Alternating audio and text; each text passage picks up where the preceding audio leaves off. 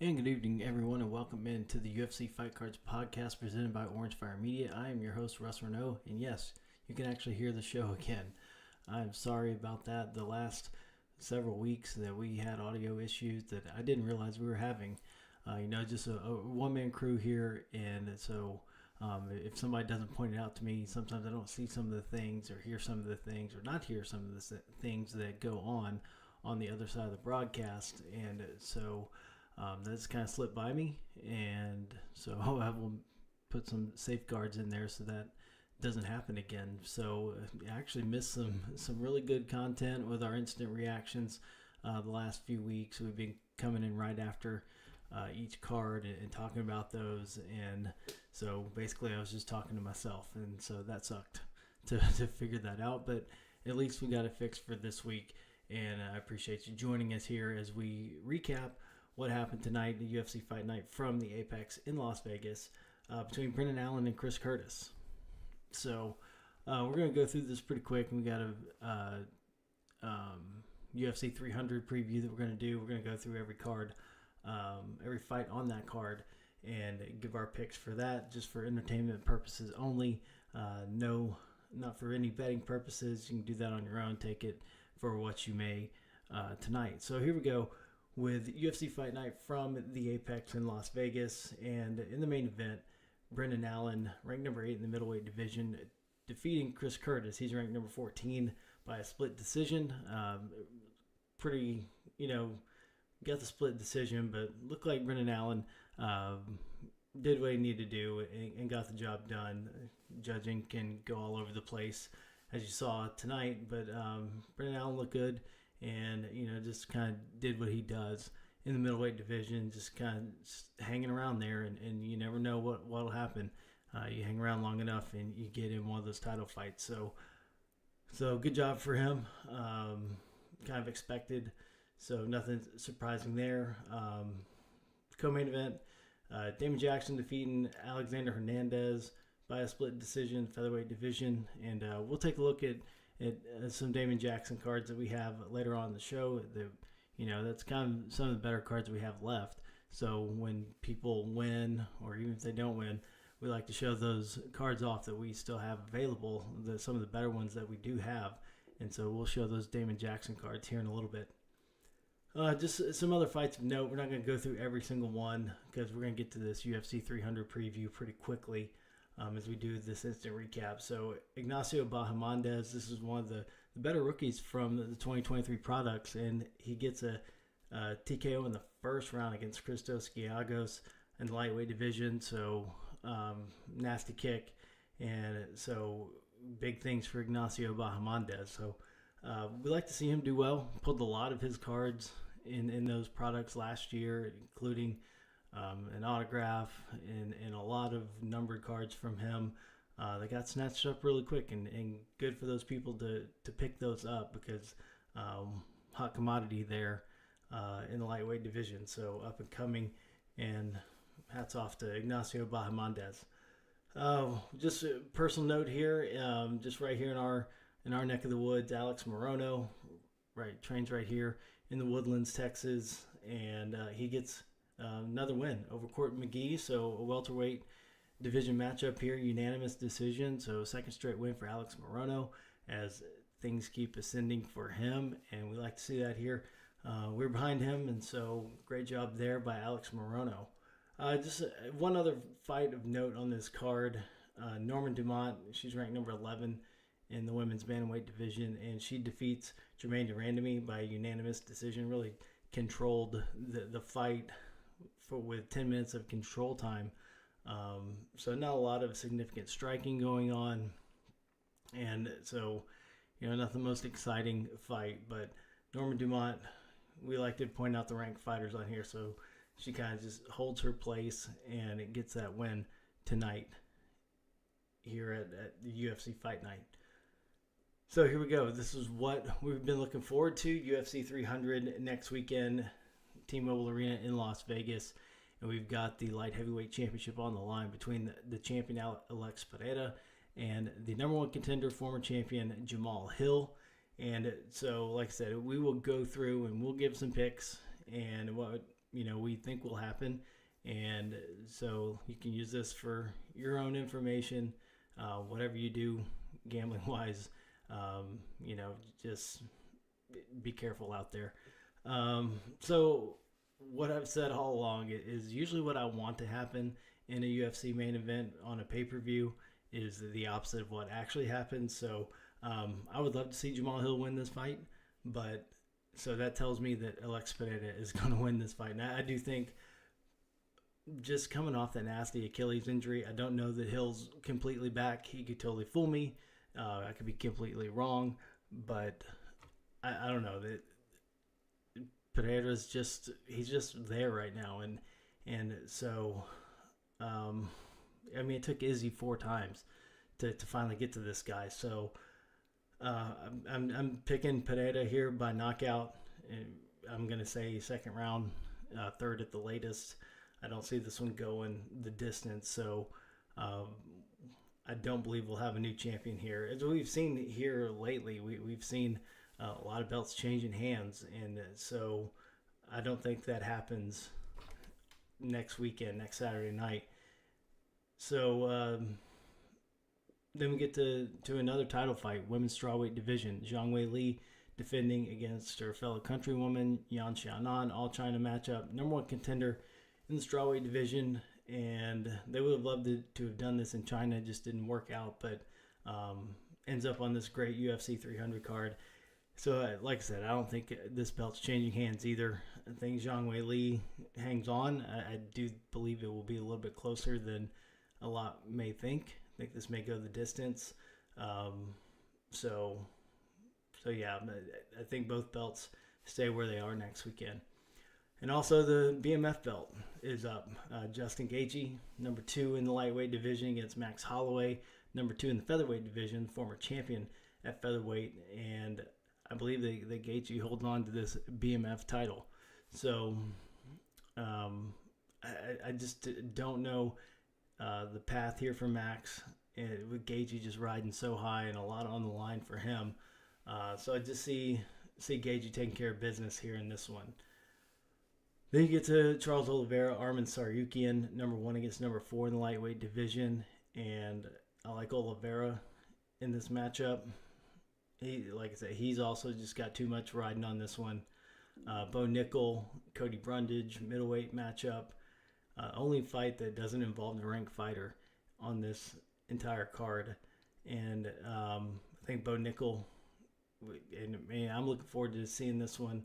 And I think Bo Nickel takes care of it, maybe a little less impressive fashion than we hope for.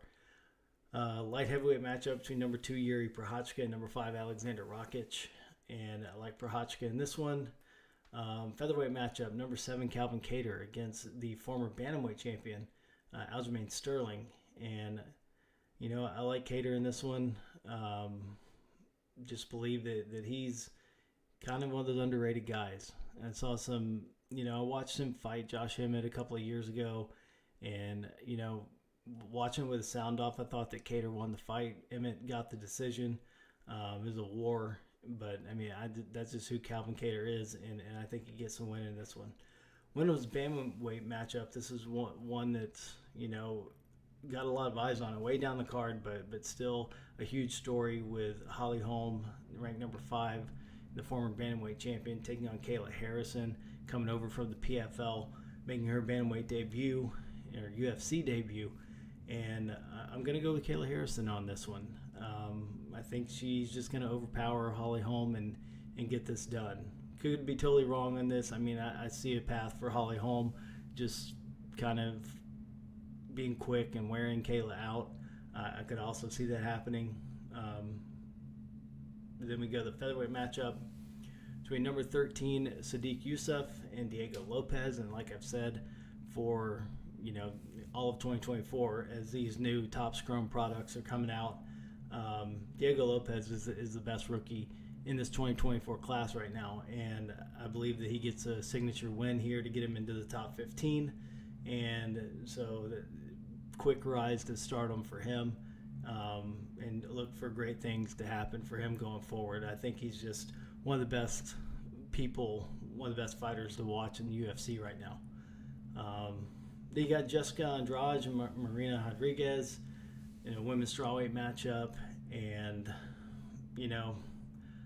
I could go either way on this, but it's just telling me that you look at it, you think this is a fight that Jessica Andrade should lose, but that's usually when she's at her best, and so I think Jessica Andrade kind of guts this one out and picks up the win.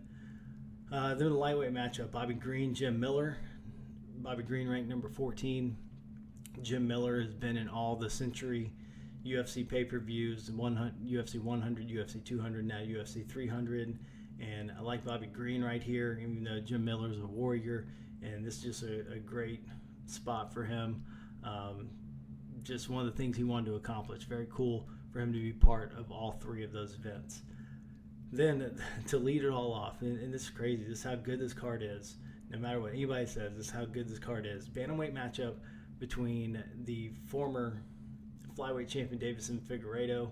He's ranked number 8 in the bantamweight division against the former bantamweight champion Cody Garbrandt. And I like Figueiredo in this one, kind of outlasting Garbrandt.